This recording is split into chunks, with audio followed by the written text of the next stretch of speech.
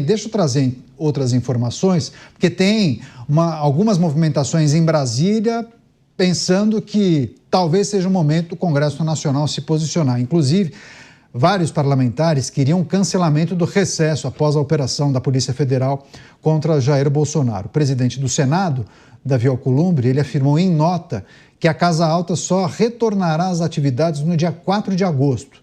O presidente da Câmara dos Deputados, Hugo Motta, também não cedeu a esse pedido da oposição e não aderiu ao cancelamento do recesso parlamentar.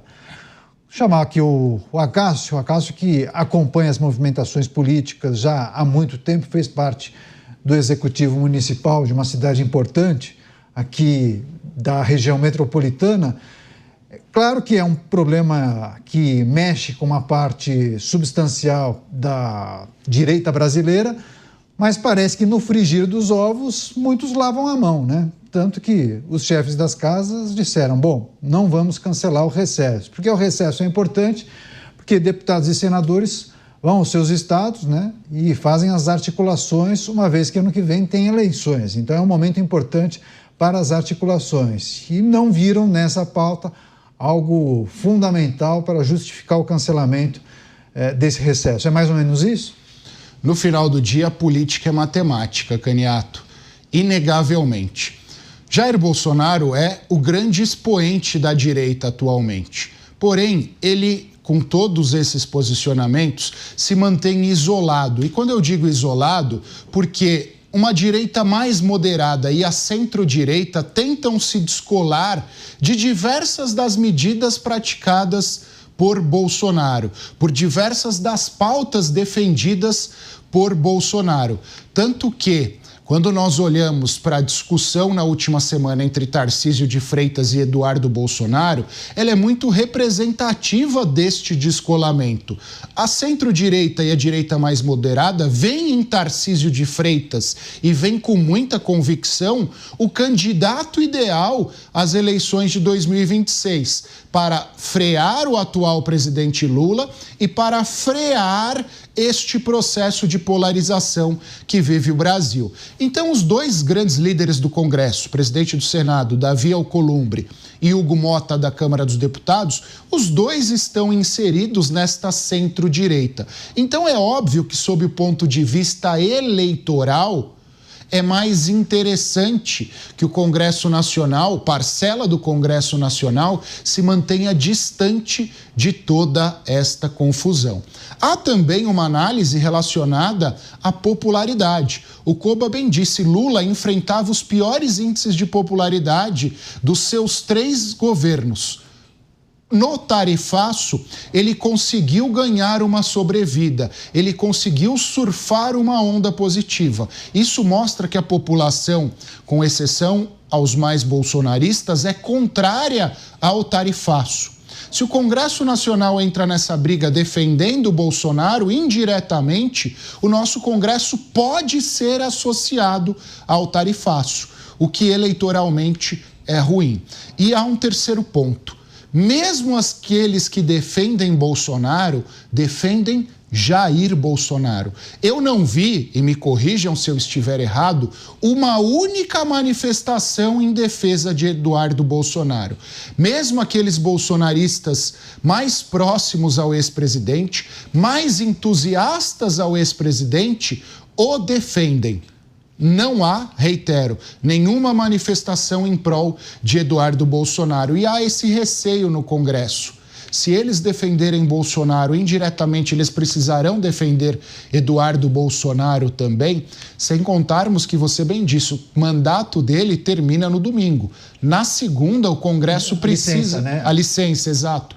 O Congresso precisa tomar um posicionamento. E aí?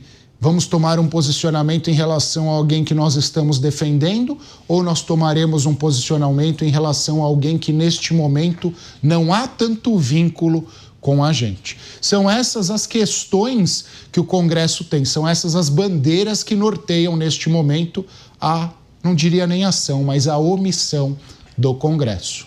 Coba, Alcolumbre e Motta negando o cancelamento do recesso, as várias leituras acerca dessa decisão, possivelmente verificaram isso com as lideranças partidárias E há uma leitura de que partidos e as lideranças viam nessa pauta, nesse episódio, uma grande casca de banana. Por essa razão é que evitam defender com unhas e dentes o cancelamento do recesso. É mais ou menos por aí? Quais outros aspectos você queria trazer? O primeiro aspecto é que, veja só, né, tem recesso no fim do ano, tem recesso no meio do ano, são os parlamentares brasileiros com altíssimos salários, com uns privilégios assim muito interessantes que o trabalhador comum jamais vai saber, que é essa coisa de ter 2 férias por ano. E olha que quando trabalha em Brasília presencialmente é de terça a quinta, 3 vezes por semana, para não ficar muito cansativo. Agora eu queria comentar, Caniato, você sabe quem é que está de recesso? Também o Supremo Tribunal Federal. Nós estamos em recesso no STF até o dia 31 de julho. Mas mesmo assim, o gabinete em específico do ministro Alexandre de Moraes está funcionando. Ele já havia feito isso, inclusive na virada do ano, continuou normalmente como se não tivesse para ele em específico o recesso. Não sei se isso poderia servir para alguns deputados, né? Se lá no judiciário pode ter gabinete funcionando, de repente alguns gabinetes, em especial os da oposição, poderiam funcionar também. Mas, de alguma maneira, existindo, não sou a favor, não deveria ter recesso, deveria trabalhar normalmente para Natal e Ano Novo. Mas, tendo, não é por esse motivo que deve, de fato, ter o cancelamento do recesso. Até porque nós não temos nenhum parlamentar sendo vítima das ações desta ação, deste mandado expedido pelo Supremo Tribunal Federal. Apesar de ser citado no fundamento todo da decisão, não teve nenhuma medida contra o Eduardo Bolsonaro, a gente já falou sobre isso aqui, apenas contra o ex-presidente. Então, a reabertura dos trabalhos no Congresso Nacional teria muito mais a ver com os interesses específicos de oposição do que propriamente com os interesses institucionais do Congresso Nacional. Então, fazem bem aí os presidentes, presidente e vice do Congresso, Davi Alcolumbre e Hugo Mota, presidente do Senado e presidente da Câmara, de manterem os trabalhos funcionando, até porque seria muito interessante nesse momento ver como é que eles se manifestariam sobre isso, né? Será que se manifestariam contra a decisão do STF? Ou será que esticar a corda com o STF é só quando tem uma decisão que anula o decreto legislativo? Contra essas decisões ninguém falaria nada.